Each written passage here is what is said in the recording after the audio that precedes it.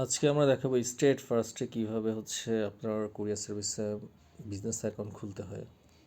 সেটার জন্য প্রথম অ্যাপসটা ইনস্টল করে নিতে হবে, যেহেতু আমার আগে ইনস্টল করা আছে। এখন আমি ওপেনে ক্লিক করব। ওপেনে ক্লিক করার পর এখানে বিজনেস নেমটা দিতে হবে।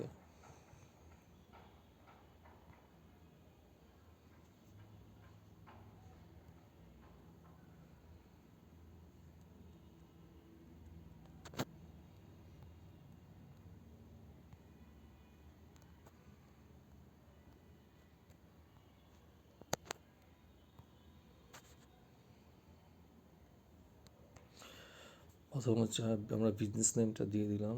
তারপর ইউর নেম, নিজের নাম দিতে হবে, ইমেল অ্যাড্রেস,